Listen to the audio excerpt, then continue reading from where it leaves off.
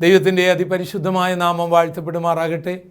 കർത്താവിൻ്റെ തിരുവചനം ശ്രദ്ധിക്കാൻ വന്നിരിക്കുന്ന നിങ്ങളെ എല്ലാവരെയും ദൈവമായ കർത്താവ് ധാരാളമായിട്ട് അനുഗ്രഹിക്കുമാറാകട്ടെ.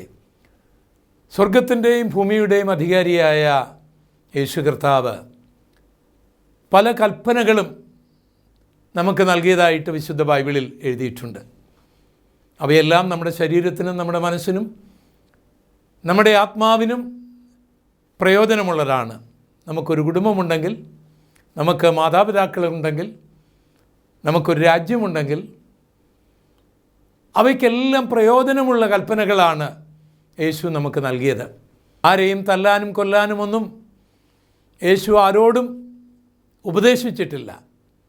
സ്നേഹിക്കണം, ക്ഷമിക്കണം, സഹായിക്കണം, കരുതണം എന്നൊക്കെയുള്ള ഉപദേശങ്ങളാണ് യേശു നൽകിയത്. യേശു നൽകിയ കൽപ്പനകളിൽ പ്രധാനപ്പെട്ട ഒരു കൽപ്പന യേശുവിൻ്റെ ഈ സുവിശേഷം സർവ്വസൃഷ്ടികളോടും പറയണം എന്നുള്ളതാണ്. ആ കൽപ്പന നമ്മൾ മർക്കോസിൻ്റെ സുവിശേഷം 16-ാം അധ്യായത്തിൻ്റെ 15 മുതലുള്ള വാക്യങ്ങളിൽ വായിക്കുന്നുണ്ട്. ഈ സുവിശേഷവുമായി യെരുശലേമിലും യഹൂദയിലും ശമര്യയിലും ഭൂമിയുടെ അറ്റത്തോളം പോയി പറയണമെന്ന് കർത്താവ് കൽപ്പിക്കുന്നുണ്ട്. ഇത് പ്രവൃത്തികളുടെ പുസ്തകം 1-ാം അധ്യായത്തിൻ്റെ 8-ാം വാക്യത്തിൽ നാം വായിക്കുന്നുണ്ട്. ജാതി നോക്കാതെ, കുലം നോക്കാതെ, നിറം നോക്കാതെ, ഭാഷ നോക്കാതെ, ധനവാനെന്നോ ദരിദ്രനെന്നോ നോക്കാതെ സകല ജാതികളോടും സുവിശേഷം പറഞ്ഞ് അവരെ ശിഷ്യരാക്കണം എന്നുള്ള യേശുവിൻ്റെ കൽപ്പനയും നമ്മൾ വിശുദ്ധ മത്തായിയുടെ സുവിശേഷം 28-ാം അധ്യായത്തിൻ്റെ 18 മുതലുള്ള വാക്യങ്ങളിൽ വായിക്കുന്നുണ്ട്. അതുകൊണ്ടാണ് ക്രിസ്തു ശിഷ്യന്മാർ മറ്റുള്ളവരോട് സുവിശേഷം പറയുന്നത്. റോമാക്കാരുടെ കാലം മുതൽ ഇന്നുവരെ പല ഭരണകർത്താക്കളും മതനേതാക്കന്മാരും ന്യായാധിപന്മാരും സൈന്യാധിപന്മാരുമൊക്കെ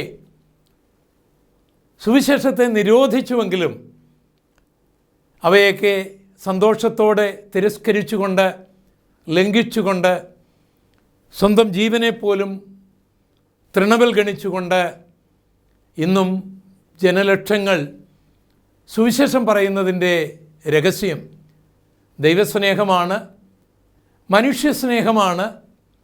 അതിലുപരിയായി തങ്ങൾക്ക് വേണ്ടി ജീവനെ നൽകിയ യേശുവിൻ്റെ കൽപ്പനയാണ് ഈ സുവിശേഷം പറയുക എന്നുള്ളത് ഉള്ളതുകൊണ്ടാണ് ഞങ്ങൾ സുവിശേഷം പറയുന്നത്. തിമോഥെയോസിൻ്റെ 2-ാം ലേഖനം 2:8 എന്താണ് സുവിശേഷം എന്ന് രേഖപ്പെടുത്തിയിട്ടുണ്ട്. ദാവീദിൻ്റെ സന്തതിയായി ജനിച്ച് മരിച്ച് അടക്കപ്പെട്ട് ഉയർത്തെഴുന്നേറ്റ യേശുവിനെ ഓർത്തുകൊള്ളുക, അതാകുന്നു എൻ്റെ സുവിശേഷം. സുവിശേഷം എന്ന് പറയുന്നത് യേശുവിനെക്കുറിച്ചുള്ള വാർത്തയാണ്. അതേതെങ്കിലും മതത്തെ നിന്ദിക്കുന്നതോ ഏതെങ്കിലും ഭരണകൂടത്തിനെതിരായി, രാജ്യത്തിനെതിരായി ജനങ്ങളെ സംഘടിപ്പിക്കുന്നതോ വർഗീയ വിഷം ജനങ്ങളിൽ കുത്തിവെച്ച് പരസ്പരം പോരടിപ്പിക്കുന്നതോ അല്ല സുവിശേഷം. സുവിശേഷം മറ്റൊന്നിനെക്കുറിച്ചുമല്ല, മറ്റാരെക്കുറിച്ചുമല്ല. അത് നസ്രയനായ യേശുവിനെക്കുറിച്ച് മാത്രമാണ്. നാം നിൽക്കുന്ന ഭൂമിയും നാം കാണുന്ന സൂര്യനും താരാപഥങ്ങളെയും നാം ശ്വസിക്കുന്ന വായുവും നാം കുടിക്കുന്ന ജലവും സൃഷ്ടിച്ച ദൈവത്തിൻ്റേതാണ് സുവിശേഷം. ആ ദൈവം മനുഷ്യനെ രക്ഷിക്കാൻ മനുഷ്യനായി യേശു എന്ന പേരിൽ ഈ ഭൂമിയിൽ ജനിച്ചു, മരിച്ചു, അടക്കപ്പെട്ടു, ഉയർത്തെഴുന്നേറ്റു. അതാണ് സുവിശേഷം. ദാവീദിൻ്റെ സന്തതിയായി ജനിച്ച് മരിച്ച് അടക്കപ്പെട്ട് ഉയർത്തെഴുന്നേറ്റ് യേശുവിനെ ഓർത്തുകൊള്ളുക, അതാകുന്നു എൻ്റെ സുവിശേഷം. നാളിതുവരെ യേശു ആരെയും ദ്രോഹിച്ചിട്ടില്ല, ആരെയും കൊന്നിട്ടില്ല, ആരെയും കൊല്ലാൻ ഉപദേശിച്ചിട്ടില്ല. ജനങ്ങളെ വെറുക്കണം, അവരെ പീഡിപ്പിക്കണം എന്നൊന്നും യേശു ആരെയും പഠിപ്പിച്ചില്ല. സ്നേഹിക്കണം, ക്ഷമിക്കണം, കരുതണം, സഹായിക്കണം. ഇതൊക്കെയാണ് യേശു നമ്മെ പഠിപ്പിച്ചത്. യേശു ഈ ഭൂമിയിൽ വന്ന് മരിച്ചവരെ ഉയർപ്പിച്ചിട്ടുണ്ട്, നേർച്ചകളൊന്നും വാങ്ങിയില്ല. ഊമരെ സംസാരിപ്പിച്ചിട്ടുണ്ട്, ചെകിടരെ കേൾപ്പിച്ചിട്ടുണ്ട്, മുടന്തരെ നടക്കുമാറാക്കിയിട്ടുണ്ട്. ആ സ്ഥലങ്ങളൊക്കെ തീർത്ഥാടന കേന്ദ്രങ്ങളാക്കി. ജനങ്ങളിൽ നിന്ന് പണം പിരിച്ചില്ല. യേശുവിൻ്റെ ഉപദേശം മാനവചരിത്രത്തിൽ, മാനവലോകത്തിന്, അവൻ്റെ ശരീരത്തിന്, അവൻ്റെ ആത്മാവിന്, അവൻ്റെ ജീവന് പ്രയോജനമുള്ള ഉപദേശമാണ്. അവനൊരു ഭാര്യയുണ്ടെങ്കിൽ, പിതാവുണ്ടെങ്കിൽ, മാതാവുണ്ടെങ്കിൽ, മകനുണ്ടെങ്കിൽ, മകളുണ്ടെങ്കിൽ, സഹോദരങ്ങളുണ്ടെങ്കിൽ അവർക്കൊക്കെ പ്രയോജനം വരുന്ന ഉപദേശങ്ങളാണ് യേശു നൽകിയത്. ആ സുവിശേഷം ലോകം മുഴുവൻ പ്രസംഗിക്കപ്പെടണം. കാരണം ഈ സുവിശേഷത്തെ ഒരു വ്യക്തി സ്വീകരിച്ചാൽ, ഒരു കുടുംബം സ്വീകരിച്ചാൽ, ഒരു സമൂഹം സ്വീകരിച്ചാൽ അവരുടെ ജീവിതം ധന്യമായിത്തീരും. അതിന് ഒരു ഉദാഹരണം ഞാൻ പറയട്ടെ. ചങ്ങനാശ്ശേരി പെരുന്നയിൽ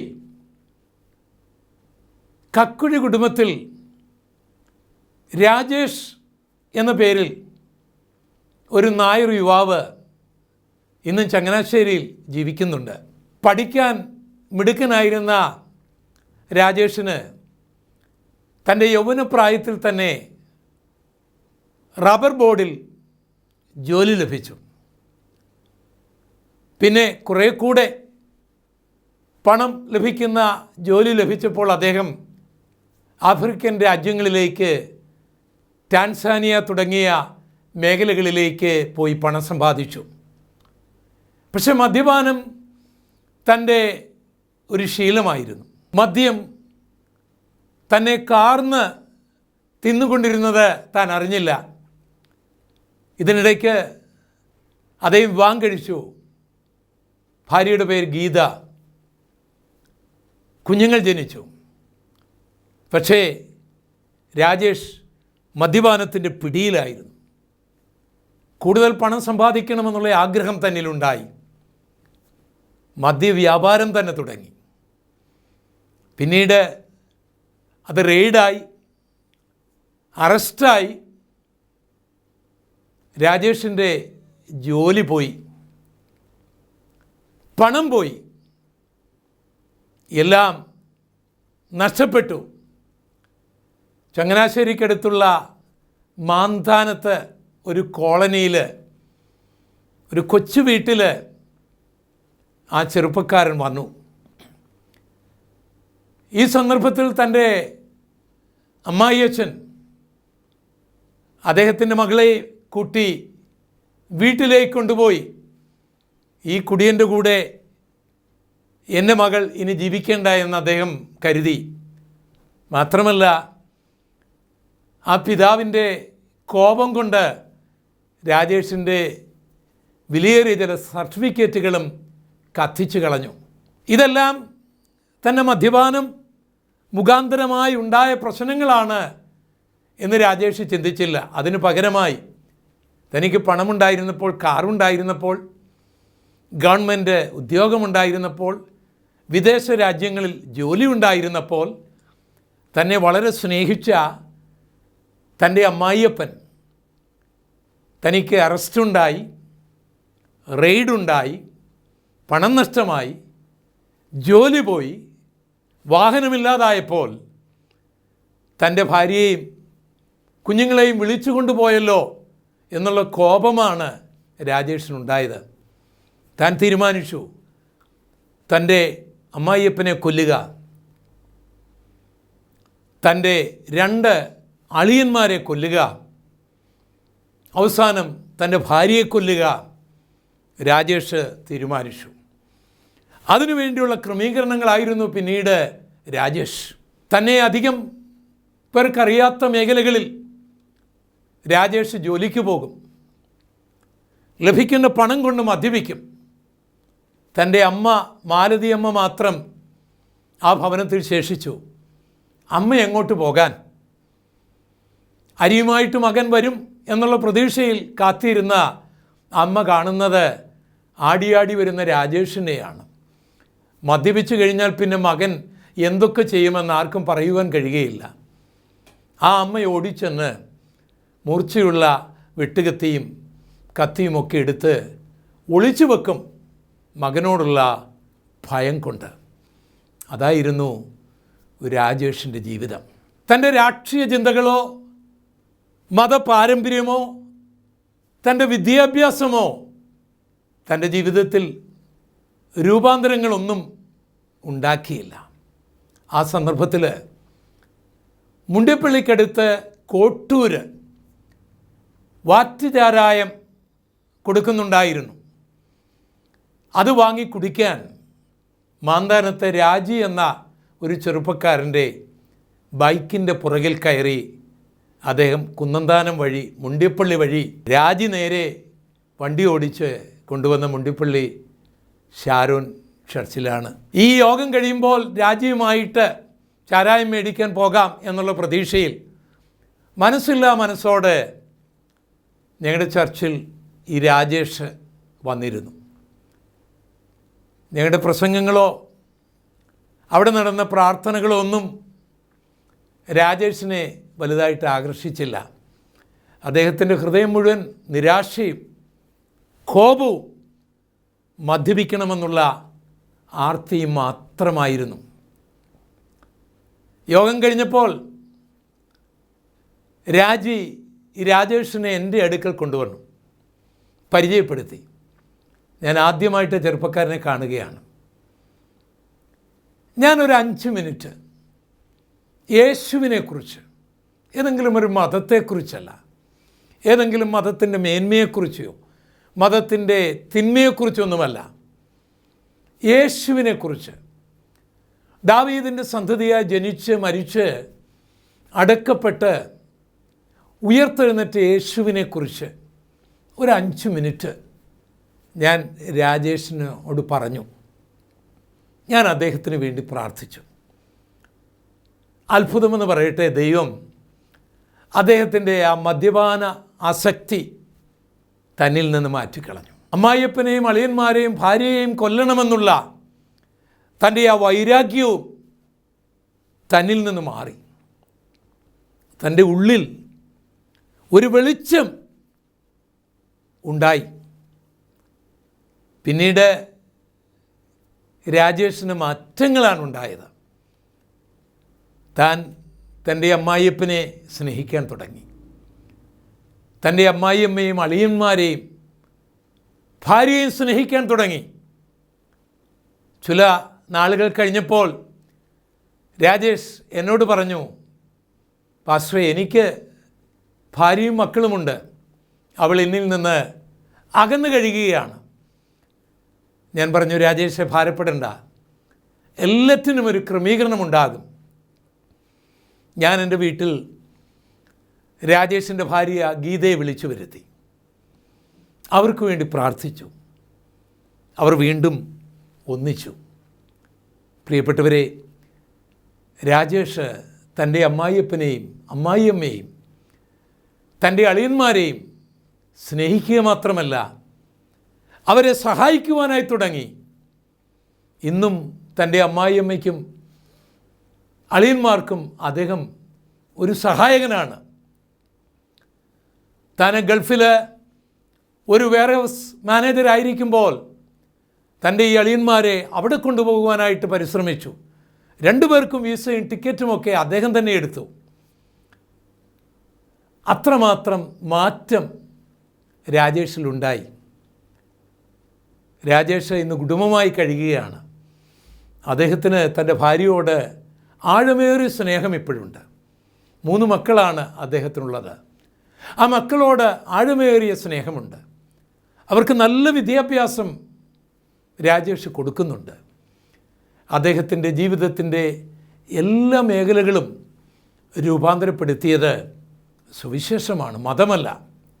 ഈ സുവിശേഷം രാജേഷിൻ്റെ ഉള്ളിൽ ചെന്നില്ലായിരുന്നെങ്കിൽ രാജേഷിൽ മറഞ്ഞു കിടന്നിരുന്ന ആ ഘാതകൻ തൻ്റെ അമ്മായിയപ്പനെയും അമ്മായിയമ്മയെയും അളിയന്മാരെയും ഭാര്യയെയും കൊല്ലുമായിരുന്നു. മാത്രമല്ല, രാജേഷ് എന്നോട് പറഞ്ഞിട്ടുണ്ട് എങ്ങനെയാണ് ഈ അമ്മായിയപ്പനെ കൊല്ലാനായിട്ട് അതിൻ്റെ വിധം എങ്ങനെയായിരിക്കണമെന്ന് തൻ്റെ മനസ്സിൽ ഒരു രൂപരേഖയുണ്ടായിരുന്നു.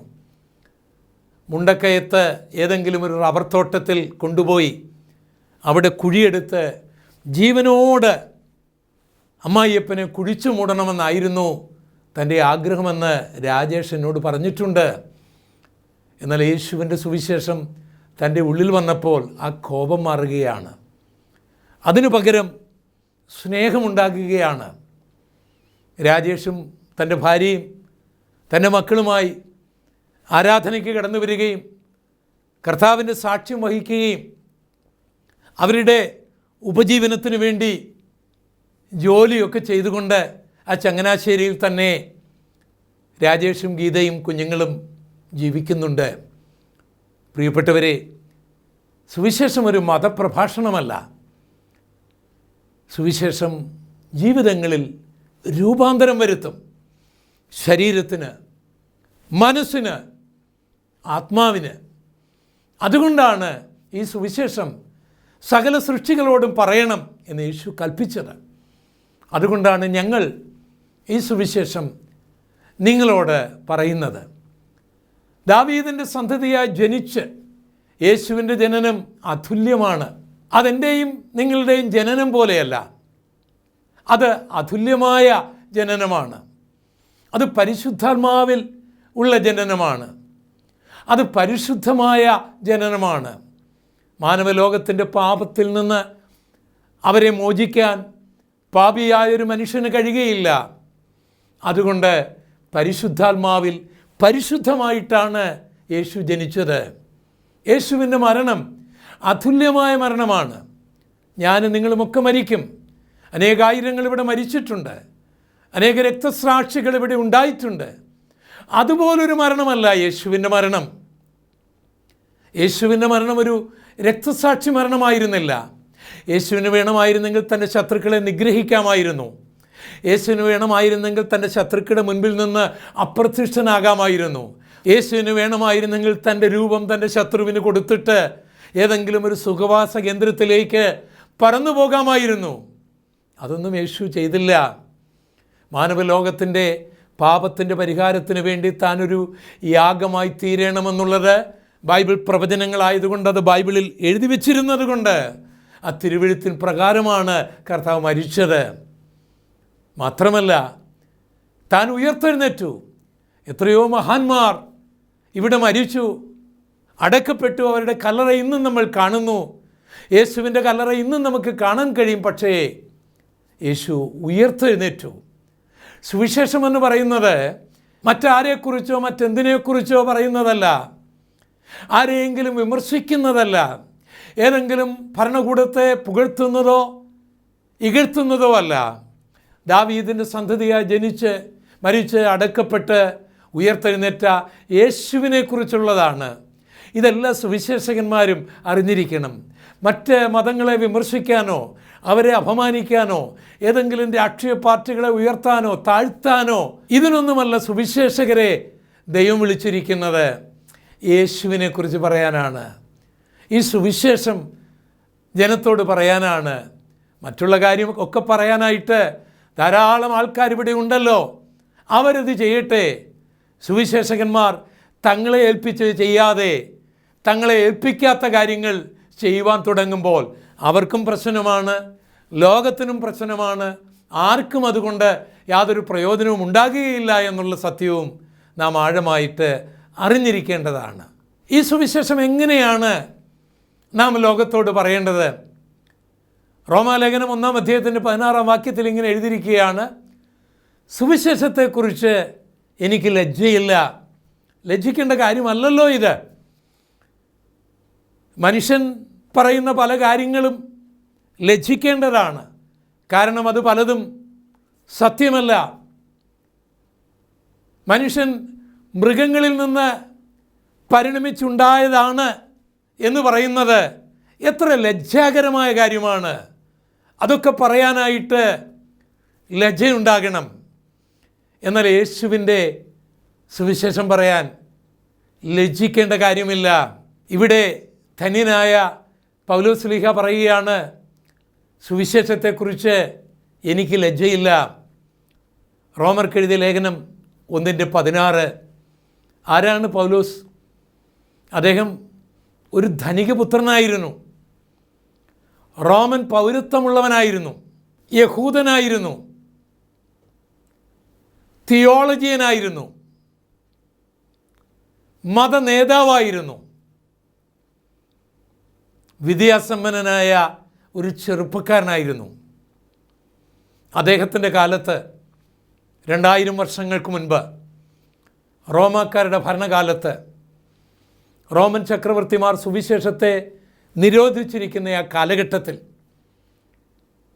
അന്നത്തെ പ്രബല മതമായ ജൂതമതവും അന്നത്തെ സാമ്രാജ്യമായ റോമാ സാമ്രാജ്യവും എതിർക്കുന്ന ഈ സുവിശേഷത്തെക്കുറിച്ച് അദ്ദേഹം പറയുകയാണ്, സുവിശേഷത്തെക്കുറിച്ച് എനിക്ക് ലജ്ജയില്ല. നമ്മുടെ വാഴ്ത്തപ്പെട്ടവനായ കർത്താവ് ഇതിനോടുള്ള ബന്ധത്തിലൊരു കാര്യം പറയുന്നുണ്ട്. എന്നെക്കുറിച്ച് മനുഷ്യരോട് പറയുവാൻ, ലജ്ജിക്കുന്നവനെക്കുറിച്ച് പറയുവാൻ ഞാനും ലജ്ജിക്കും എന്നാണ് യേശു പറഞ്ഞിരിക്കുന്നത്. കാരണം സുവിശേഷം പറയേണ്ടതിന് ലജ്ജിക്കേണ്ട ആവശ്യമില്ല. നാം മറ്റുള്ളവരോട് സുവിശേഷം പറയുമ്പോൾ നമ്മളിലുണ്ടാകേണ്ട മനോഭാവം ഇതാണ്: കർത്താവേ, അങ്ങയുടെ സുവിശേഷം പറയാനുള്ള യോഗ്യത എനിക്കില്ല, എൻ്റെ കുടുംബത്തിനില്ല. എന്നാൽ ഈ ഭാഗ്യം എനിക്ക് നൽകിയല്ലോ, ഇതെൻ്റെ ജീവിതത്തിലെ അഭിമാനകരമായ കാര്യമാണ് എന്ന് ചിന്തിച്ചുകൊണ്ട്, എന്ന് പറഞ്ഞുകൊണ്ട് വേണം സുവിശേഷം മറ്റുള്ളവരോട് പറയുവാൻ. ധന്യനായ പൗലോസ് പറയുന്നു, സുവിശേഷത്തെക്കുറിച്ച് എനിക്ക് ലജ്ജയില്ല. പ്രവൃത്തികളുടെ പുസ്തകം 20-ാം അധ്യായത്തിൻ്റെ 24-ാം വാക്യത്തിൽ പൗലോസ് പറയുകയാണ്, ഞാൻ എൻ്റെ പ്രാണനെ വിലയേറിയതായി എണ്ണുന്നില്ല, എനിക്ക് സുവിശേഷം പറയണമെന്നേ ഉള്ളൂ, എന്നെ ഏൽപ്പിച്ചിരിക്കുന്ന കർത്തവ്യം നിറവേറ്റണമെന്നേ ഉള്ളൂ. കൈസരിയിൽ ഫിലിപ്പോസിൻ്റെ ഭവനത്തിൽ പൗലോസ് എത്തിയപ്പോൾ ഒരു പ്രവാചകൻ അവിടെ വന്ന് തന്നോട് പ്രവചിക്കുകയാണ്, പൗലോസ് ജെറുസലേമിൽ അറസ്റ്റ് ചെയ്യപ്പെടും, ബന്ധിക്കപ്പെടും. ഇത് കേട്ടപ്പോൾ ഫിലിപ്പോസും കുടുംബവും അവിടെ കൂടിയ വിശുദ്ധന്മാരും പൗലോസിനോട് പറഞ്ഞു, ജെറുസലേമിൽ പോകരുത്, അവിടെ നിങ്ങൾ അറസ്റ്റ് ചെയ്യപ്പെടും, അവിടെ ജയിലിൽ പോകേണ്ടി വരും, കൊല്ലപ്പെടേണ്ടി വരും, പോകരുതേ എന്നവർ കരഞ്ഞ് പറയുമ്പോൾ പൗലോസ് അവരോട് പറയുകയാണ്, നിങ്ങളിങ്ങനെ കരഞ്ഞ് എന്നെ പ്രയാസപ്പെടുത്തരുത്. ഞാൻ യെരുശലേമിലേക്ക് പോകുകയാണ്, അവിടെ അറസ്റ്റ് ചെയ്യപ്പെടാൻ മാത്രമല്ല മരിക്കാനും ഞാൻ തയ്യാറാണ്. ഞാൻ എൻ്റെ പ്രാണനെ വിലയേറിയതായിട്ട് എണ്ണുന്നില്ല. എനിക്ക് സുവിശേഷം പറയണം, എന്നെ ഏൽപ്പിച്ചിരിക്കുന്ന ദൗത്യം പൂർത്തിയാക്കണമെന്ന് മാത്രമേ ഉള്ളൂ. ഓരോ സുവിശേഷകൻ്റെയും മനസ്സിൽ ഉണ്ടായിരിക്കേണ്ട ചിന്ത ഇതാണ്: തന്നെത്താൻ ത്യജിച്ച് ക്രൂശെടുത്ത് യേശുവിനെ അനുഗമിക്കുന്നവരാണ് സുവിശേഷം പറയേണ്ടത്.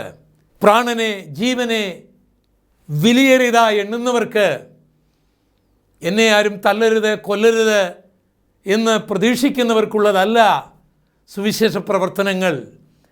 പ്രാണനെ വിലയേറിയതായി എണ്ണാതെ ധീരമായി യേശുവിന് വേണ്ടി മരിക്കാൻ തയ്യാറായിക്കൊണ്ട് സുവിശേഷം പറയുവാൻ ഇറങ്ങുന്നവരെയാണ് സുവിശേഷ ലോകത്തിന് ആവശ്യം. പ്രിയപ്പെട്ടവരെ, മതത്തിന് വേണ്ടിയും രാഷ്ട്രീയ പാർട്ടികൾക്ക് വേണ്ടിയും ഒക്കെ എത്രയോ പേർ കൊല്ലപ്പെടുന്നു. അവർക്ക് ലഭിക്കുന്ന പ്രയോജനം എന്താണ്? അവരുടെ ശരീരത്തിന്, അവരുടെ മനസ്സിന്, അവരുടെ ആത്മാവിന് അതുകൊണ്ട് എന്ത് നേട്ടമാണ് ആഴമായി ചിന്തിച്ചാൽ ഉണ്ടാകുന്നത്? എന്നാൽ യേശുവിൻ്റെ സുവിശേഷം പറഞ്ഞ് മരിക്കുകയാണെങ്കിൽ കർത്താവ് താൻ ഗംഭീരനാദത്തോടും പ്രധാന ദൂതൻ്റെ ശബ്ദത്തോടും ദൈവത്തിൻ്റെ കാഹളത്തോടും കൂടെ സ്വർഗത്തിൽ നിന്നിറങ്ങി വരുമ്പോൾ ക്രിസ്തു തൻ്റെ ഭക്തന്മാരെ ഉയർത്തെഴുന്നേൽപ്പിക്കുന്ന കൂട്ടത്തിൽ ഈ രക്തസാക്ഷിയും ഉയർത്തെഴുന്നേൽക്കും. പൗലോസിൻ്റെ ഭാഷയിൽ, ഞാൻ നല്ല പോർ പൊരുതു, ഓട്ടം തികച്ചു, വിശ്വാസം കാത്തു, ഇനി നീതിയുടെ കിരീടം എനിക്കായി കാത്തിരിക്കുകയാണ്. കിരീടങ്ങൾ നൽകപ്പെടും, അധികാരങ്ങൾ നൽകപ്പെടും, സിംഹാസനങ്ങൾ നൽകപ്പെടും, നിത്യത നൽകപ്പെടും. അപ്പോൾ യേശുവിന് വേണ്ടി മരിക്കുവാനൊരു ഭാഗ്യം ലഭിച്ചാൽ എത്ര നല്ലതാണത്. മോഷണം നടത്തിയും വ്യഭിചാരം നടത്തിയും മദ്യപിച്ചും മറ്റുള്ളവരെ തല്ലിയും മറ്റുള്ളവരെ ഉപദ്രവിച്ചും മതത്തിനു വേണ്ടിയും രാഷ്ട്രീയ പാർട്ടികൾക്ക് വേണ്ടിയുമൊക്കെ തല്ലുകൊള്ളുന്നതും കൊല്ലപ്പെടുന്നത് കൊണ്ടും എന്തു പ്രയോജനമാണ് ഉള്ളത്? ഇവിടെ പൗലോസ് പറയുകയാണ്, ഞാൻ എൻ്റെ പ്രാണനെ വിലയേറിയതായി എണ്ണുന്നില്ല. പ്രാണനെ വിലയേറിയതായി എണ്ണാത്തവർ മാത്രമേ ഈ സുവിശേഷ പ്രവർത്തനത്തിന് ഇറങ്ങാവൂ. അതിന് മനസ്സില്ലാത്തവർ മറ്റെന്തെങ്കിലും ജോലിക്ക് പോയാൽ അവർക്കും അനുഗ്രഹമായിരിക്കും, മറ്റുള്ളവർക്കും അനുഗ്രഹമായിരിക്കും. തെസ്സലോനിക്കർക്ക് എഴുതിയ 1-ാം ലേഖനം 2-ാം അധ്യായത്തിൻ്റെ 7 മുതൽ 10 വരെയുള്ള വാക്യങ്ങൾ വായിച്ചാൽ പൗലോസ് പറയുകയാണ്, അമ്മ ഓമനിക്കുന്നത് പോലെ ഞാൻ നിങ്ങളെ ഓമനിച്ചുകൊണ്ടാണ് സുവിശേഷം അറിയിച്ചത്. പ്രിയപ്പെട്ടവരെ, യേശുവിൻ്റെ സുവിശേഷം മറ്റുള്ളവരോട് പറയുമ്പോൾ കടിച്ചു കീറാൻ നിൽക്കുന്ന ഭാവത്തിൽ സംസാരിക്കരുത്, പറയരുത്. ഒരമ്മയുടെ വാത്സല്യത്തോടെ, സ്നേഹത്തോടെ ഒരമ്മ കുഞ്ഞിനെ താലോലിച്ച് പാല് കൊടുക്കുന്നത് പോലെ, വേണ്ട എന്ന് പറഞ്ഞ് ഓടാൻ പരിശ്രമിക്കുന്ന കുഞ്ഞിനെ താലോലിച്ച് ഓമനിച്ച് ആ കുഞ്ഞിൻ്റെ ആരോഗ്യത്തിനത് പ്രയോജനമായതുകൊണ്ട് പാല് കൊടുക്കുന്നത് പോലെ സുവിശേഷമെന്ന, ദൈവദിനമെന്ന മായമില്ലാത്ത പാല് നാം മറ്റുള്ളവർക്ക് കൊടുക്കേണ്ടത് ഒരമ്മ തൻ്റെ കുഞ്ഞിനെ ഓമനിക്കുന്നത് പോലെ ഓമനിച്ചുകൊണ്ടായിരിക്കണം.